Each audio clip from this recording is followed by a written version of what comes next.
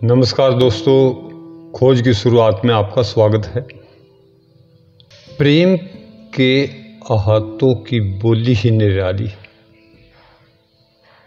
वे रिवाजी तौर पर नमाज़ें पढ़ना और पूजा करना ऐसे चोरों का काम मानते हैं जिन्होंने मालिक से विमुख होकर शरीर को चुराकर पकड़ रखा, शरीर के साथ बंधे हुए। सच है, मुल्ला को फिक्र नमाज का है और आशिकों को तलब दीदार की है। मालिक तो ऐसे भक्तों के रोम रोम में बसता है। अगर वे सिजदे में सिर रखें तो उनके लिए फिर उठना कठिन हो जाता है, क्योंकि उनके रग रग में उनका प्रीतम बसता है। उसकी मस्ती में नैन बाट जोते रहते और तन बदन की शुद्धि नहीं रहती। विरह में मनुष्य अपने दबे हुए कुसंस्कारों को गरम गरम आंसुओं के पानी से धो देता है और उनके स्थान पर मालिक की याद आ समाती है।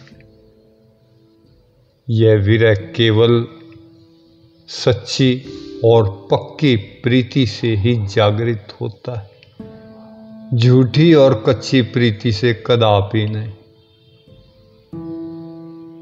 यह अति उत्तम और कल्याणकारी विरह उस घट में ही उत्पन्न होता है जिसमें मालिक अकाल पुरुष वैगुरु या उसके जीते जागते शरीरधारी प्रत्यक्ष स्वरूप सतगुरु का निर्मल प्रेम है। शिष्य का सच्चा परमार्थिक प्रेम सतगुरु के स्थूल देह स्वरूप के साथ होता है, और जब अभ्यास के द्वारा आंतरिक सतगुरु के नूरी स्वरूप के दर्शन हो जाते हैं तो उस अलौकिक स्वरूप और शब्द के साथ भी शिष्य की गहरी लगन हो जाती है। उससे अलग होने को जी नहीं करता।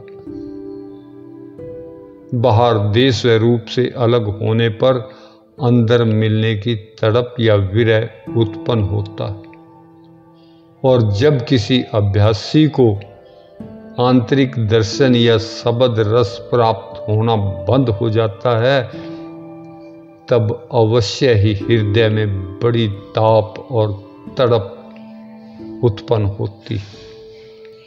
जिस प्रकार सूर्य के ताप से स्वादिष्ट फल पकते हैं और चूल्हे की प्रचंड अग्नि से उत्तम भोजन पकते हैं, इसी प्रकार विरह भी परमार्थ की कमाई की पूर्णता में बड़ा सहायक होता है। यह प्रेम की कसौटी है, और वह प्रेम और भक्ति को इस प्रकार शुद्ध करता है जिस प्रकार सुनार के कुठाली में तपा हुआ सोना कुंदन हो जाता है।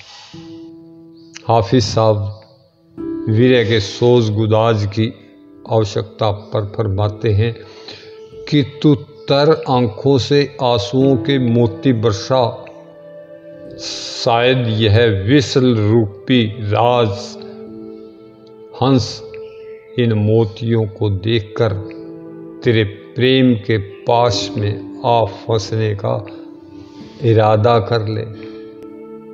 आपने मेरी बात बड़े ध्यान से सुनी जी। बहुत बहुत शुक्रिया जी, बहुत बहुत धन्यवाद।